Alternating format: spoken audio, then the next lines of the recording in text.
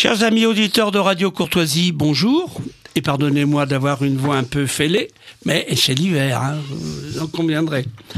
Alors, j'ai le plaisir de recevoir aujourd'hui au Florilège des Arts deux artistes, deux pianistes qui se sont donnés pour tâche de faire redécouvrir Erik Satie. Erik Satie, illustre inconnu, il est surtout connu pour ses Gnossiennes, mais il a fait une œuvre extraordinaire, importante, et extraordinaire au sens où elle n'est pas ordinaire, et nos amis vont vous expliquer pourquoi, d'abord, ils ont choisi Erik Satie, alors que jusqu'à maintenant, ils nous avaient plutôt donné dans un autre répertoire qui était celui de Franz Liszt.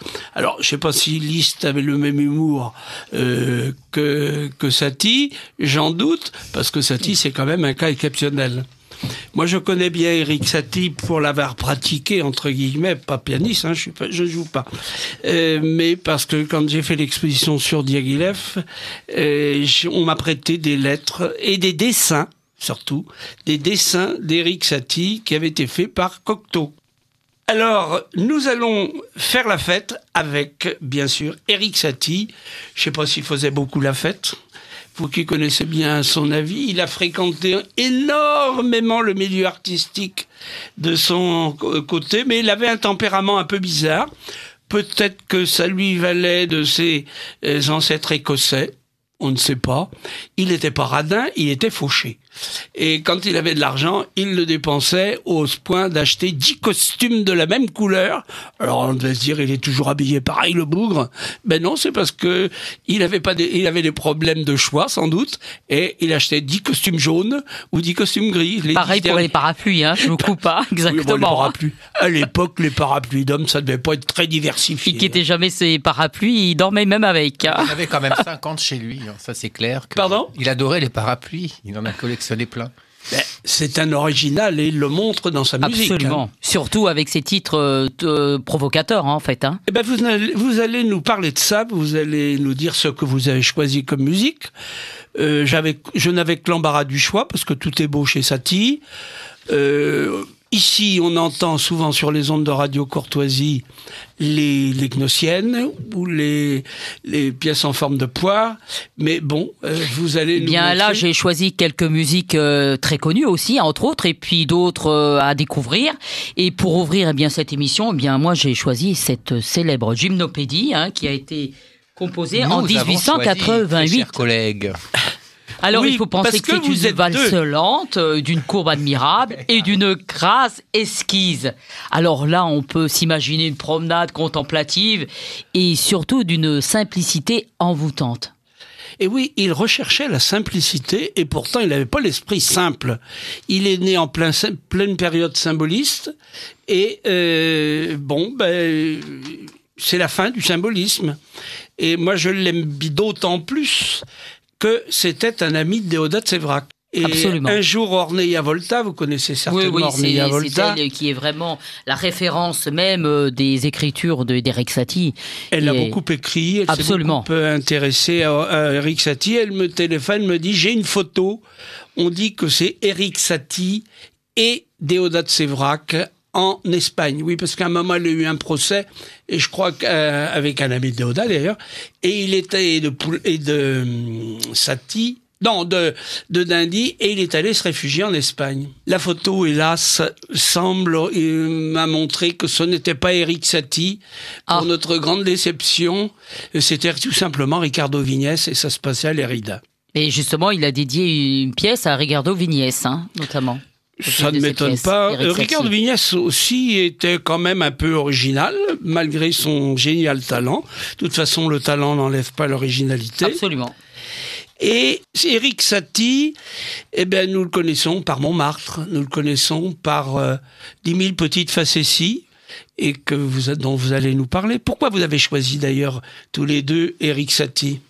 Moi, Satie a bercé mon enfance, en fait, hein, parce que c'était un être exceptionnel par sa vivacité, par son écriture trempée dans les notes. Et en définitive, c'est un compositeur qui m'a parlé par sa musique, sa simplicité, ses titres provocateurs, comme j'ai choisi dans cet album Satie revient 2016. Nous avons choisi. Avec ses embryons desséchés qui portent le titre de cet album, Embryons desséchés, qui il y a donc plusieurs pièces d'holoturie, d'hydriophthalma, de podophthalma, et justement les maisons d'édition à son époque ne voulaient pas l'éditer avec ces titres complètement provocateurs, et puis ça paraissait extrêmement, très difficile d'accepter un génie comme ça pour éditer ces titres. Avant de reparler d'Erik Satie, puisque c'est notre invité, si j'ose dire, Absolument. Notre invité absent mais présent. Il est présent, c'est moi-même. C'est vrai qu'il y a quelque chose dans la coiffure. Parce que nous avons fait un petit bonus à la fin de l'émission, justement. Erik Satie, il va parler en direct. Au bout de 150 ans, présenter mon Piccadilly enregistré sur un kaléidiophone de l'époque. Et vous avez vu comme j'ai rajeuni ma voix au bout de 150 ans tout de même. Je viens un peu rétablir l'ordre dans ce monde un peu qui va dans tous les sens. Alors, vous connaissez, vous êtes un duo, et vous connaissez depuis combien d'années ? Alors en fait, donc là je m'appelle en fait Jean-Noël Dubois, bien sûr je ne suis pas Erik Satie, sauf dans le spectacle qu'on va jouer ce soir. Et donc on s'est rencontrés avec la demoiselle qui est assise à côté de moi il y a environ 4 ans. C'est un ami commun qui nous a fait nous rencontrer, et donc la première rencontre a été assez folklorique, puisque nous avons joué du 4 mains. Non, mais elle a voulu ensuite interpréter une pièce contemporaine qui s'appelle Pégase, qui demande énormément d'énergie au piano, mais le piano n'a pas résisté comme Liszt à l'époque, donc j'étais obligé de tenir le pupitre, tenir la planche sous le piano qui tombait sur ses jambes, et finalement le piano se rapprochait dangereusement de l'estrade, et j'ai heureusement in extremis arrêté le piano qui allait tomber sur le public. Donc on s'est dit quand même, c'est un duo assez explosif, donc nous allons peut-être pouvoir faire des choses ensemble. Effectivement, les emplois du temps respectifs ont pu s'ajuster au bout de 4 ans, et là on est parti pour des tournées ensemble toute cette année. Voilà. Mais à l'époque, ce n'était pas encore Satie, Rick, c'était plutôt Xifra. Tout à fait, c'est le répertoire de Liszt qui nous a rapprochés, l'âme tzigane, l'âme slave. Mais Satie, moi, je n'aimais pas à l'époque. Enfin, je connaissais que la gymnopédie très connue, dont on va vous passer un extrait tout à l'heure. Et c'est vrai que dès que j'ai déchiffré cette musique, au début, ça m'a paru complètement délirant. J'ai dit, mais qu'est-ce que c'est que cette espèce de type là qui se prend pour un musicien ? Et après, j'ai interprété cette musique et je me suis senti complètement en osmose avec ce compositeur, c'est-à-dire complètement rebelle, avec la musique vraiment qu'il faut aller chercher dans la partition, que ça ne vient pas directement forcément comme ça. Et effectivement, en lisant sa biographie ensuite, j'ai dit, mais c'est tout à fait ça ce qu'il y a dans sa musique. Quelqu'un d'incompris qui a été tout le temps rejeté par la critique. Et donc, ça me touche énormément, cette musique. Je ne sais pas comment l'expliquer. C'est inexplicable, c'est ça les artistes, c'est qu'ils arrivent, les interprètes, à ressentir ce qu'un compositeur met dans la musique sans lire sa biographie, et c'est ça qui a été génial pour moi, et j'adore ce compositeur grâce à Ludmilla qui me l'a fait découvrir pour cet album. Oui, et surtout, la dérision chez lui devient un grand art, c'est ça. Oui, parce que la dérision, on la trouve partout. Dans la moindre de ses... Et lui, il avait toujours cette souffrance constante, et surtout, il passait ses soirées à Montmartre dans les cabarets, et notamment le Chat Noir, pour essayer de gagner un peu sa vie. C'était pas triste, le Chat Noir. Ah non, mais il passait des très bons moments, et puis là, il a côtoyé quand même les grands de ce monde, et puis Cabia, vraiment... Oui. Et là, il avait vraiment une influence sur les autres de cette époque. Il était très ami, notamment avec Debussy, mais est-ce qu'ils sont joués Oui, ils ont eu 30 ans de relation. Hein. Non. Avec Debussy, ils se sont connus où, au Chat Noir ? Oui, voilà, là, ils se sont rencontrés, puis là, ça a été tout de suite, la grande émotion entre eux. Hein. Brouillé un peu à la fin, mais bon, quand même de grands amis. Et Debussy a orchestré sa deuxième gymnopédie pour orchestre, hein, donc il avait vraiment une grande admiration pour lui. Il est venu au Ballet Russe, je le sais. Comment est-il rentré au Ballet Russe, présenté par Cocteau ? Oui, tout à fait, par Cocteau. Et puis ils avaient le projet avec Parade, hein, pour 1913. Alors, Parade, ça a encore une histoire. Bon, je l'ai regardé hier, parce que quand je reçois quelqu'un, j'aime bien savoir ce qu'il y a autour. Je ne peux pas dire que ce soit le ballet que je préfère des ballets russes. C'est la période un peu intellectuelle, à mon avis. Et puis, ça lui a quand même valu les vacances en Espagne, puisqu'il a fallu qu'il aille se réfugier contre la police qui voulait l'arrêter avec cette histoire. Bon, peu importe. Parlons de vous. Alors, donc, vous êtes connu dans des classes de maîtres, comment est-ce Moi, que j'ai été, vous êtes je veux rencontrés? dire, reconnu par Georges Sifra à l'âge de 13 ans. Et j'ai fait un cursus avec lui, mais tout autour de la musique de Franz Liszt. Hein. Mais en même temps, j'avais toujours dans mes bagages musicaux, eh bien, les œuvres d'Erik Satie. Depuis l'âge de 7 ans, et j'ai toujours, avec Liszt, qui était vraiment un très grand, je veux dire, pianiste et génie de la musique, qui a vraiment révolutionné l'art du piano et de la technicité, mais Satie était dans une musique simpliste, en fait. Et c'est pour ça que les gens l'ont peu apprécié au départ, parce que il était vraiment conditionné pour quelqu'un qui faisait des choses simples au piano, mais en définitive, dans le côté de l'interprétation, eh bien, ça demande énormément d'énergie et surtout de subtilité, en fait, pour comprendre sa musique. C'est l'époque, cette recherche de simplicité. C'est l'après-symbolisme, justement, où on en a un peu marre de toutes ces brumes, de toutes ces choses. C'est l'époque où Alain Fournier va écrire son grand môle, qui va être au début et différent à la fin, puisque, comme dira Jacques Rivière,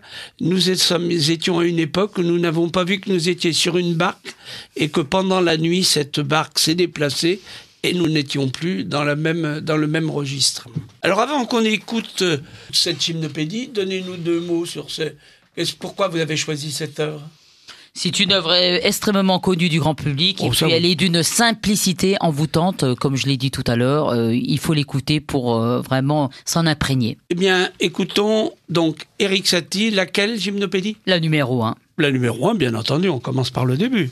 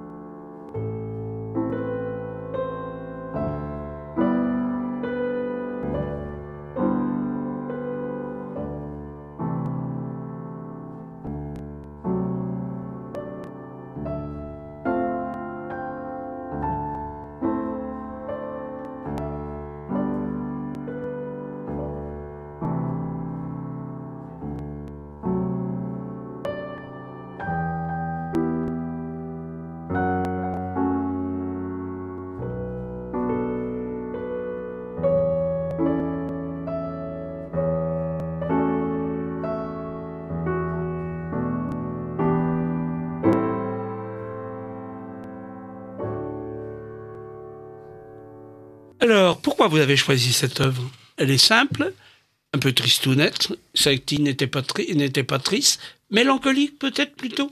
Bien, écoutez, comme vous l'a dit Ludmilla, c'était une œuvre quand même qui a fait connaître Satie du grand public, comme moi au départ. Et je pensais que c'était indispensable de la mettre dans son disque. En plus, c'est une œuvre qu'il a écrite très tôt. À l'âge de 22 ans. Hein. Qui a été reconnue très tard comme une œuvre vraiment majeure. Et c'est vrai que l'œuvre de Satie est très diversifiée. Donc là, vous avez une œuvre très, très calme, très, très sereine, où on sent la plénitude de plein de choses qu'on peut évoquer. Et par contre, dans d'autres pièces, on sent complètement le musicien d'avant-garde qui a créé de la musique. Il a influencé bien sûr plein de compositeurs, les surréalistes, les contemporains, en parlant dans sa musique. Il y a même des fois, il faut parler en jouant.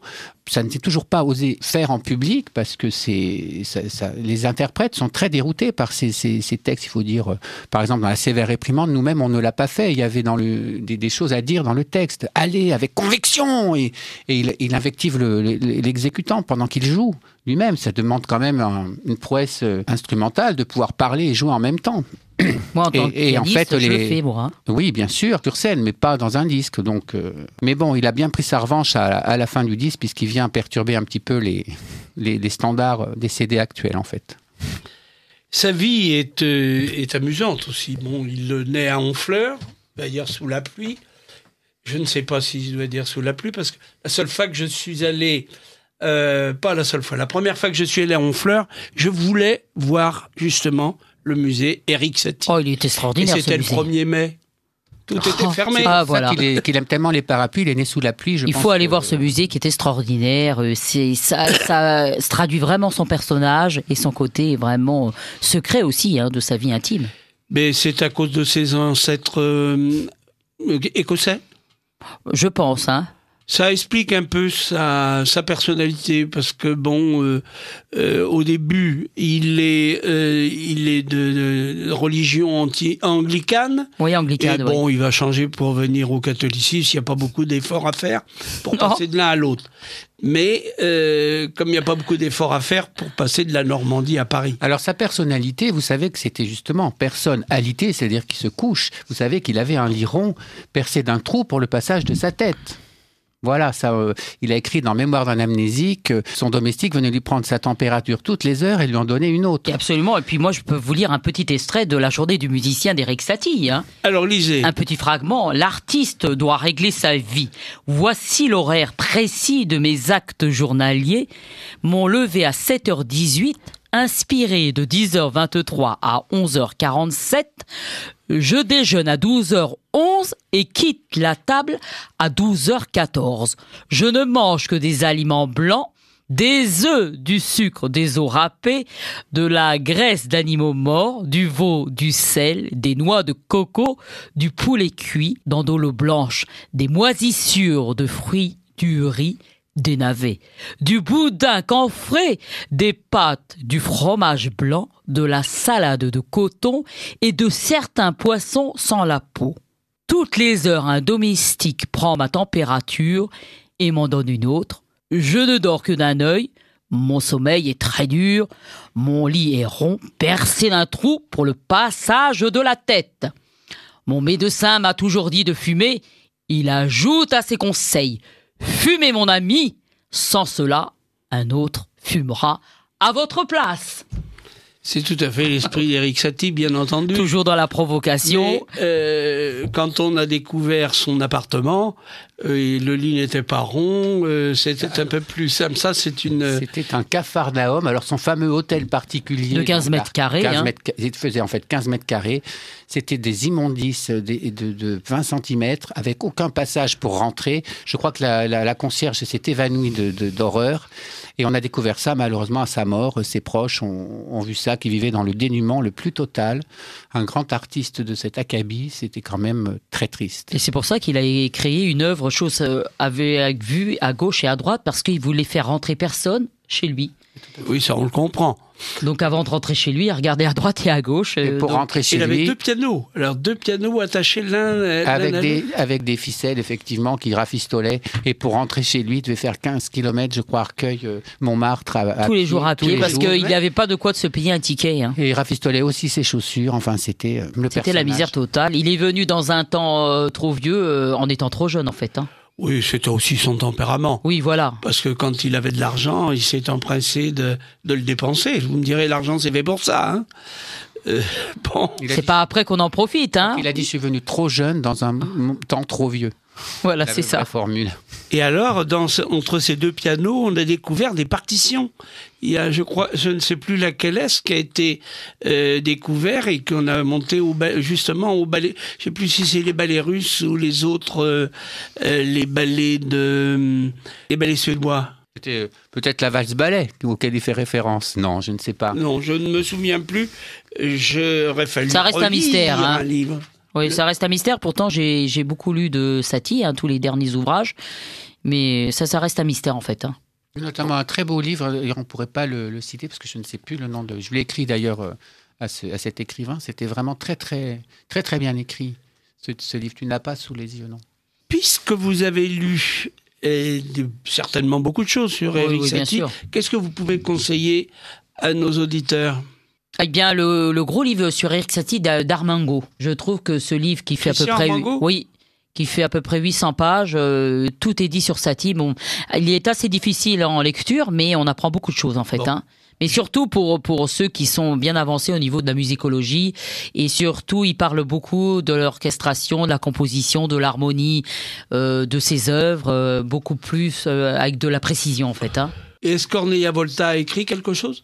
Oui, elle a écrit d'innombrables ouvrages, mais après, il faut choisir ce qu'on veut vraiment connaître. Par exemple, là, j'ai ce petit bouquin, Les cahiers des mammifères. Voilà, c'est très drôle et ça enregistre bien sa vie, en fait. Hein. C'est lui qui l'a donc écrit. Hein, oui. Et donc, il y a beaucoup d'anecdotes, beaucoup de choses sur sa vie. On apprend des choses très simplistes. Quand on connaît son esprit, on peut mais en lisant entre les lignes, et puis les musiciens, comme moi, peuvent aussi déchiffrer sa musique et apprendre aussi beaucoup de choses sur cet artiste, comme moi je l'ai découvert. Mais je crois que la meilleure chose, c'est de prendre ses œuvres musicales et de regarder tous ses écrits dessus, car vraiment, c'est exceptionnel d'avoir un artiste, un génie comme ça, qui a écrit des choses vraiment burlesques et en plus des mots qui s'enchaînent bien avec la musique. Et d'écouter, par exemple, Sévère réprimande aussi, qu'on va peut-être écouter bientôt. Il faut commencer par votre disque et ou peut-être tout simplement d'aller ce soir vous écouter. Oui, alors ce soir, on va donner un concert, tout un spectacle autour de Erik Satie au centre culturel communal d'Arcueil, la ville de Erik Satie. Et c'est un spectacle dont on va jouer des extraits de ces embryons desséchés, de cet album. Avec beaucoup aussi des œuvres des valses, notamment la diva de l'Empire et la valse ballet, pour donner un sens dans ce spectacle, pour que les gens puissent aussi danser et connaître mieux sa musique.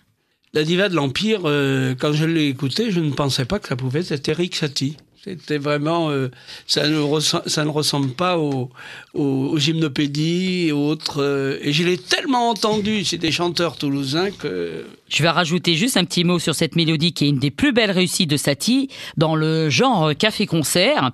Et elle a été écrite pour cette chanteuse très célèbre, Paulette Darty.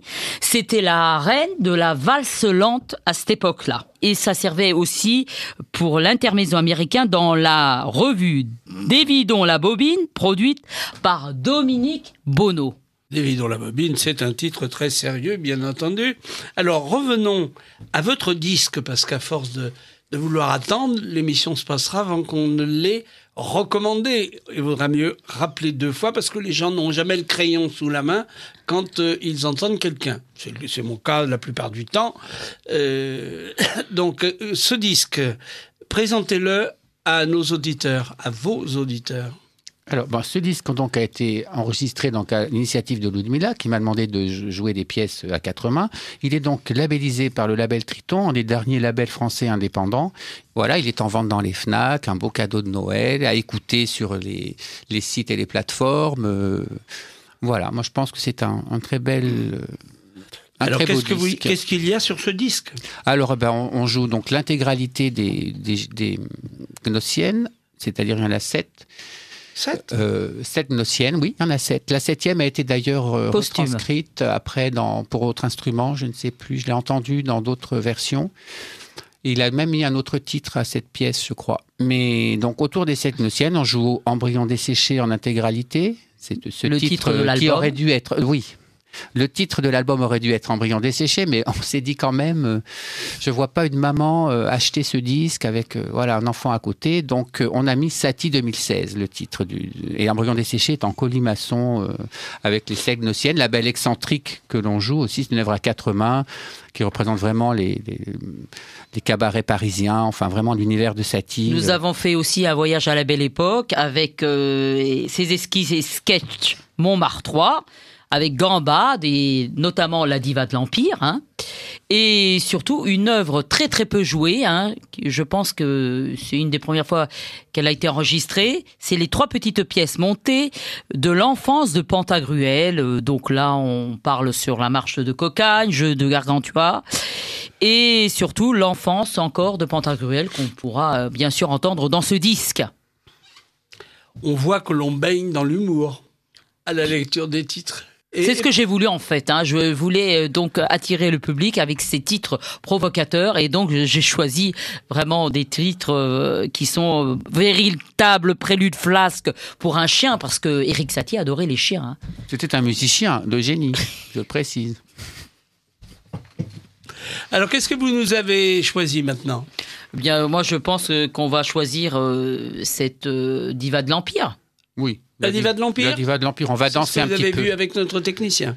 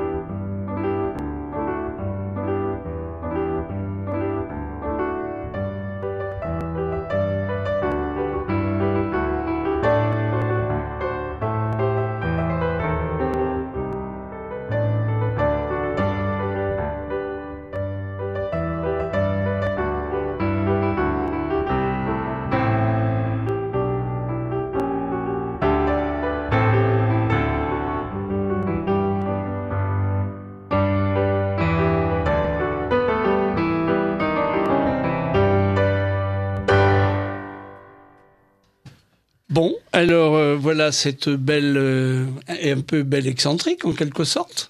Je l'imagine tout à fait avec son beau chapeau 1900, ses robes couvrant. Une belle diva en tout cas. Une vraie diva de l'Empire. Et cette Paulette Dartier, eh bien, elle chantait bien sûr les paroles, parce que ça c'est la version pour piano seul. Oui. Oui, parce que je m'en suis pas aperçu alors que je la connaissais pas. Voilà. La version chantée. Voilà. Donc, cette idée de faire ce coffret, vous l'avez monté comment ? Parce que on en est loin de France Liszt, là. On est très très loin. Et puis surtout, il a écrit 300 œuvres, Erik Satie. Alors pour choisir... 300 œuvres ? Oui, pour piano, il faut choisir le répertoire pour un disque de 65 minutes. Donc là, il a fallu que je fasse des recherches. Et comment monter ce disque, un sens artistique aussi... et un fil conducteur pour pouvoir amener ce disque de la petite ouverture à danser jusqu'à ce fameux Piccadilly de 1904. Donc j'ai tout joué de Satie en fait. Et il y a des choses moins intéressantes, moins percutantes. Et en fait, j'ai choisi des œuvres ouvertes quand même au grand public pour que les gens puissent s'immerger dans sa vie, la vie de la Belle Époque notamment, et puis des mélodies qui parlent. Alors c'est pour ça que moi j'ai choisi des œuvres aussi simplistes, mais aussi passionnantes les unes que les autres en fait. Varié, c'est très, très varié, qui représente vraiment l'univers du compositeur, comme j'expliquais tout à l'heure. Entremêlé de pièces à quatre mains, bien entendu, car il a fait quand même des œuvres, notamment aussi Parade, que nous n'avons pas enregistrées, mais aussi les formes de poire, aussi, entre autres. Mais je pense que la Belle excentrique pour piano à quatre mains, elle a beaucoup plus de pep au niveau de... Et ça annonce bien la vie de Montmartre et toute cette belle époque de 1920. En fait. Et c'est quand même un peu connu, en tout cas des mélomanes et des pianistes, parce que c'est vrai qu'on l'a tous quand même plus ou moins joué, déchiffré avec... Revenons à l'actualité. Parlez-nous, si vous le voulez bien. Bien sûr. Dites-nous ce que vous allez faire ce soir. Vous n'allez pas vous asseoir très doctement avec une robe de soirée et puis un habit derrière un piano en salon. Non, qu'est-ce que vous allez faire? Qu'est-ce que vous allez donner au public? Donc, en fait, du centre Erik Satie, en plus. Oui, alors ce soir, donc, comme je vous l'ai dit, Erik Satie revient en chair et en os, titiller un peu. Une fausse barbe? Non, il est rajeuni. Il a été conservé dans tous ces appareils qu'il a inventés dans son hôtel particulier, parce qu'on a découvert aussi des choses très intéressantes dans Il y avait la place? Dans son foutoir. 15 mètres carrés, quand même. Dans son gourbi, comme... Mais il n'y était pas beaucoup. Absolument. 15 mètres carrés, ça représente pas grand-chose, effectivement, mais bon, les objets peuvent être très petits. S'il y a deux pianos, même deux pianos droits. Les pianos peuvent faire 5 cm, donc, et puis ils les agrandissaient, enfin bon. Donc ce grand inventeur revient, donc 150 ans après, titiller un petit peu les oreilles, un petit peu standardisées des auditeurs, qui ont l'habitude d'entendre des pianos, toujours avec une réverbération bien distante, dans des standards bien classiques, où il n'y a pas trop de différence entre les pianos. Et bien là, justement, on a enregistré, par exemple, sur un beau Bosendorfer, donc un des plus grands facteurs de piano. Il y en a 4 ou 5 qui sont très différenciés. Et justement, ce piano, la particularité qu'il a, c'est qu'il y a une palette de couleurs absolument infinie. Et la prise de son est très proche de la mécanique du marteau. Donc, on entend même les étouffoirs se lever. Donc, c'est vraiment un disque tout à fait original aussi dans la prise de son, qui peut déranger beaucoup de personnes. D'ailleurs, ça s'est déjà produit en direct sur des émissions de grande radio, faut le reconnaître. Des gens qui n'avaient pas écouté le disque ont été très surpris de la prise de son, par exemple. Et donc ce soir, on va donc rendre hommage à ce compositeur. Donc j'endosse l'habit de Monsieur Satie, pas sa voix, parce que j'ai une voix peut-être un peu au perché, mais peu importe. Et Madame Pipistrelle, puisque c'est comme ça qu'elle s'appelle dans le spectacle, sera donc mon assistante, pianiste, et que je malmène un petit peu dans la séance, on va dire, de théâtre. Mais en fait, je me venge un petit peu parce qu'elle me malmène un peu quand on joue en 4 mains. Donc, c'est une façon de prendre ma revanche le soir quand je joue avec elle. Il y aura beaucoup de drôlerie dans ce spectacle. Et forcément, on va expliquer aussi un petit peu la vie de Satie, mais entremêlé bien sûr, de textes, des anecdotes et surtout la musique de l'album. Il y aura donc des extraits des Nioxiennes, La Belle excentrique. Pas des extraits en entier. Voilà, bien sûr, et des pièces à 4 mains, surtout La Belle excentrique. Il y aura aussi des pièces de compositeurs autres que Erik Satie, effectivement. Son univers, c'était pas simplement sa musique. Donc on va jouer des pièces de Debussy, on va jouer des pièces... de Ravel. Je vais jouer, Ondine. Des pièces de Ravel. Ah, vous jouez des pièces de ses amis également. Voilà. Et absolument, on fait quelques extraits de ses amis, avec Ondine de Ravel et Debussy. C'est ça qui m'étonne, c'est de connaissant, ce que j'en connais bien sûr, je l'ai jamais rencontré, le caractère d'Erik Satie et celui de Ravel et de Debussy. J'ai dit tiens, comment ils ont pu se rencontrer? C'est la musique qui les fait se rencontrer. Vous savez, les génies peuvent avoir des tempéraments très divers, des caractères très différents. Comme c'est le cas pour nous d'ailleurs. Bon, c'est pas qu'on est des génies, mais enfin bon, on n'est qu'interprète, artiste. On n'a pas cette ambition d'être compositeur, mais c'est vrai que ces grands compositeurs, c'est la musique qui les rassemble. Donc dès qu'ils se découvrent, tout s'évacue, c'est-à-dire le caractère s'estompe et puis on arrive à échanger arrivent à échanger des choses fortes. Alors Ravel effectivement était peut-être un petit peu en retrait. Mais ils s'estimaient mutuellement énormément. Évidemment, il y a beaucoup de références dans les écrits des uns et des autres pour montrer qu'il y avait une estime énorme. Et à cette époque-là, il n'y avait pas toute cette technologie et les personnes, les compositeurs se rencontraient beaucoup plus facilement que maintenant. Voilà, Tout le monde se connaissait, hein. Tout le monde se fréquente. Voilà, il y avait des hein. points communs, il y avait des endroits fétiches pour que les compositeurs, les écrivains, les peintres puissent se rencontrer. Et là, c'était fabuleux, cette d'Éric époque-là. Satie, c'était plutôt les surréalistes, ces mouvements-là. À la fin. Parce Oui. qu'au début, quand même, quand Bien tu sûr. fréquentes le Chat Noir, c'est pas des surréalistes. Ah non, C'était encore il y a très- tout cet univers. Très 1900, si j'ose dire. Absolument. Tout à fait, bien sûr. Oui, et ce disque permet aussi de remonter le temps et d'aller dans le voyage de la belle époque. Et c'est ça qu'on veut transmettre au public, un rayonnement de bonheur dans cette vie parfois un peu triste, monotone, fait que Satie nous fait revivre et dans un temps différent que celui que nous vivons actuellement.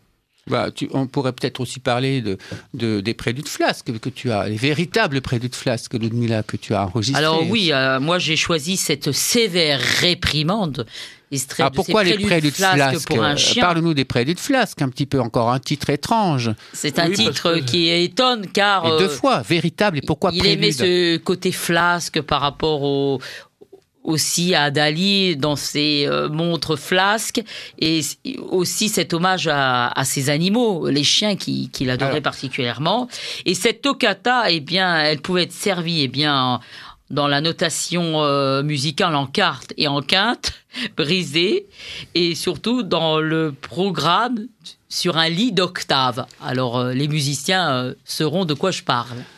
Alors moi aussi, je pense que ces titres, souvent très très curieux, je pense aussi que c'était des jeux qu'ils devaient jouer ensemble, et ces musiciens, ce qui s'appelait les cadavres esquis. Je ne sais pas si vous en avez entendu parler de ces jeux que les surréalistes pratiquaient. Donc chacun fait une petite phrase et replie sa feuille et passe à son voisin, et ça fait des mots. Et donc, cadavre, esquis, etc. Bon, alors ça peut faire des mots très cocasses, des choses qui partent vraiment dans n'importe quel style. Mais c'est vrai quand on a des gens qui ont le même psychisme, on va dire, on arrive à faire des textes comme ça et des phrases qui sont comme prélude flasque pour un chien. On arrive à avoir des mots peut-être qui sont un peu surréalistes justement et qui sortent de ces grands artistes qui ont écrit des choses sur un bout de papier puis qu'après Satie a peut-être remis dans sa musique. En fait, on n'en sait rien d'où viennent ces titres. Les bouts de papier et tous ces dessins. Les petites tous pièces ces dessins, montées, entre ça autres. c'est un jeu de mots, mais ça fait référence à la pâtisserie, ça date bien aussi puisqu'on va écouter les petites pièces montées après, mais à l'enfance. Mais bon, c'est vrai que c'est très drôle. Je pense qu'on devrait écouter cette sévère réprimande qui est très rapide, cette toccata, et après, Oui, on parle trop. pensons. Alors écoutons cette toccata, cette sévère réprimande.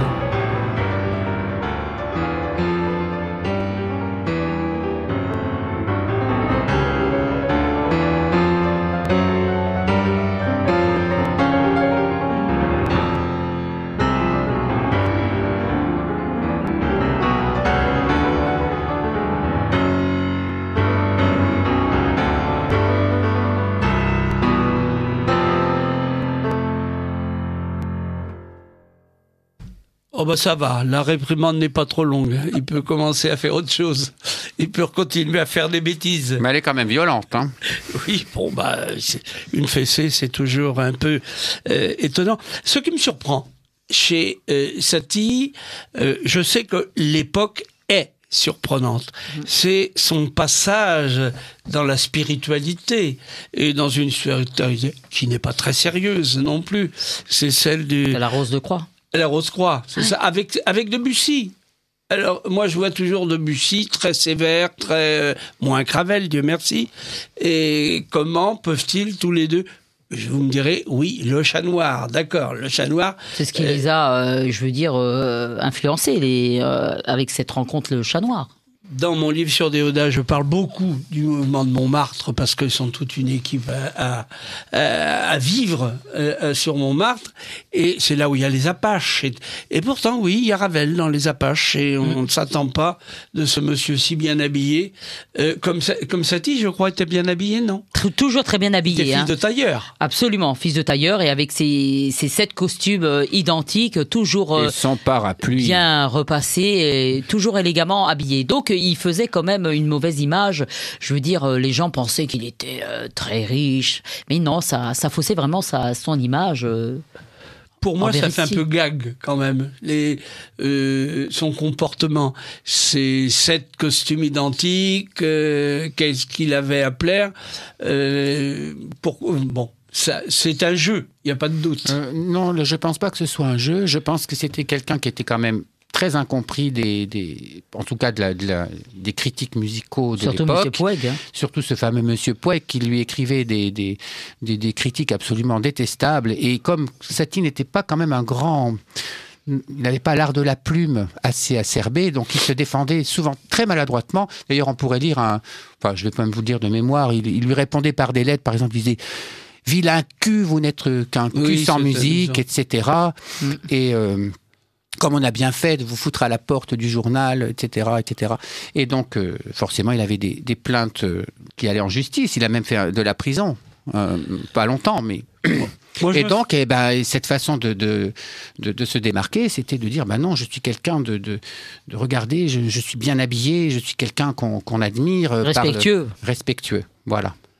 Alors, je me ferais volontiers l'avocat de Poueg, parce que Poueg est loin d'être est un pisdru, c'est un élève de la Schola Cantorum, il a ses règles, Schola Cantorum, où est rentré Erik Satie. En 1905. Oui, parce qu'il a repris des études, il a voulu avoir un diplôme, parce qu'il était autodidacte, et à 40 ans, eh bien, voilà, il est rentré. Il n'était pas académique, Erik Satie. Donc Vincent d'Indy, comme vous l'avez dit, c'était quelqu'un qui était vraiment dans le moule conservatoire. Conservatoire, comme son nom l'indique, on conserve les choses, on n'aime pas les choses nouvelles. Donc là, c'était un précurseur. C'est pas le cas de Vincent d'Indy, ça c'est ses ennemis qui l'ont dit. Bien sûr. Mais Vincent d'Indy était quand même un issu du conservatoire, même s'il est ouvert aux autres. Il y a quand même Vincent d'Indy. Il y a quand même 100 ans de tradition conservatisme aussi dans la musique. Conservatoire, c'est pas une musique qui est faite pour le peuple. Mais il voulait être reconnu. Erik Satie était quelqu'un du peuple. Il n'a pas étudié au conservatoire. Il a été rejeté du conservatoire parce qu'il n'était pas dans le moule de l'époque. Et d'ailleurs, c'est toujours actuel. C'est le Conservatoire national de musique de Paris. Je ne veux pas dire du mal de cet immense conservatoire, mais c'est quand même toujours un petit peu ça, de l'élite des musiciens. On commence à s'ouvrir sur les musiques actuelles et des choses un peu qui se font autour, mais plus par nécessité que par réel. C'est le rôle d'un conservatoire. Absolument. Mais Vincent d'Indy a été un révolutionnaire au conservatoire. Absolument. Jusqu'à ce que Fauré prenne le relais. Avant, excusez-moi, mais ils étaient de genre Poueg. Oui, là, tout à fait. Tout à fait. Ouais. Déodat est rentré au conservatoire 5 minutes. Il est rentré, il a vu à qui il avait affaire, il est reparti. Et il est allé à la Schola. De toute façon, dans ce métier, il faut toujours avoir des Poueg un peu partout. Hein. On les affirme et on les respecte, c'est pas un problème. Ça n'était certainement pas un grand compositeur, il n'a pas laissé une œuvre phénoménale. Bon, mais ce qui est amusant, c'est de voir, et ça explique un petit peu la démarche de Satie, c'est comment il fait son entrée en musique. Et qu'il va être chassé des conservatoires, puis d'abord il va prendre en haine l'éducation musicale, et après il ne vit que de la musique. Parce que même s'il ne vit pas financièrement, il vit de et par la musique. Bien sûr. Alors, c'est caché de... Le temps nous est, hélas, il passe très vite. Est-ce que vous avez prévu quelque chose? Moi, je voudrais faire connaître cette fantaisie sérieuse dédiée à Madame Cariatis, qui était célèbre danseuse du music hall.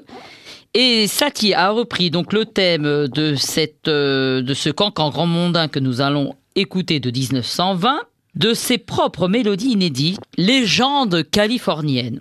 Alors, le music hall venait d'être réhabilité en tant que drapeau de la nouvelle esthétique musicale des années folles. Alors, évidemment, ce cancan grand mondain que nous allons entendre, Satie mit musicalement les relevés coquins des tutus et des jaquettes, si caractéristiques de cette danse mondialement connue. Bon, on va écouter cette musique et après, vous nous rappelez quand même où est votre spectacle et où trouve-t-on votre disque. Et c'est une œuvre à 4 mains. Erik Satie.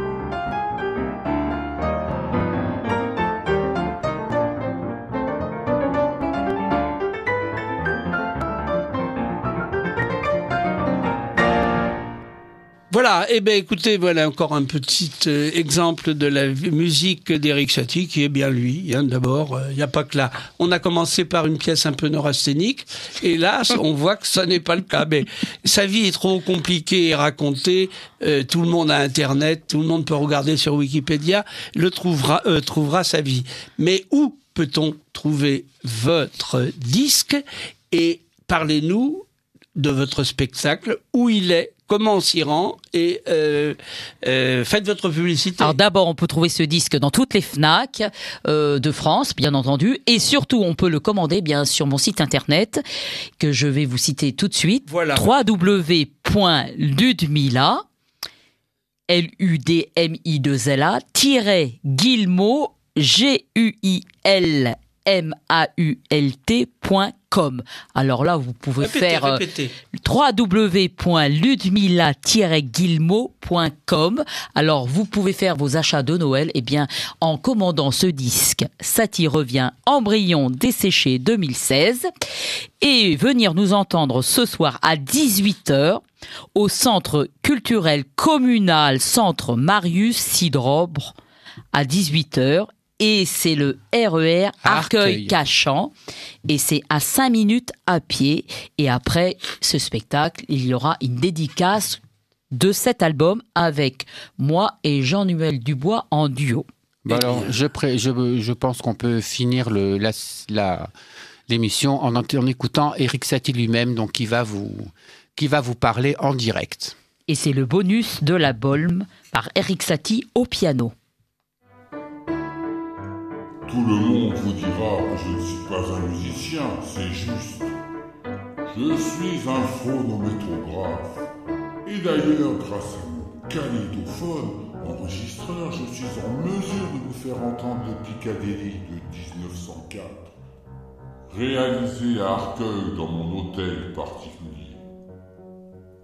Votre serviteur, Éric Satie.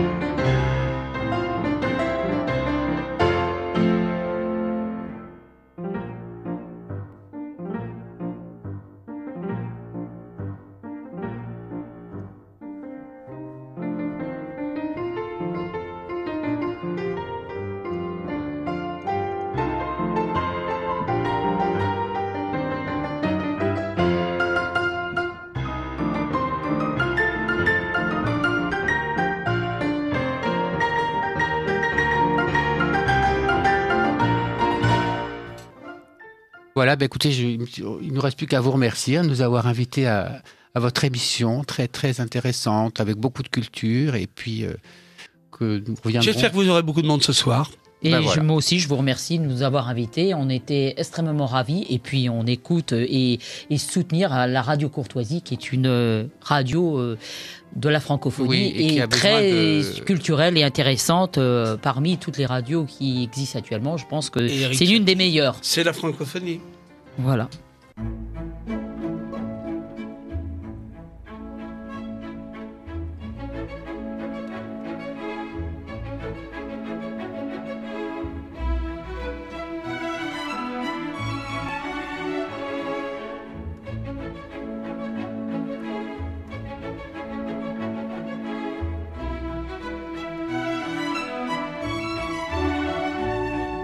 Ici Radio Courtoisie, la radio libre du pays réel et de la francophonie. Vous venez d'entendre le livre du jour, Le Florilège des Arts, dirigé par Jean-Bernard Caour-Daspry, diffusé en direct vendredi 9 décembre 2016. Ressources publicitaires.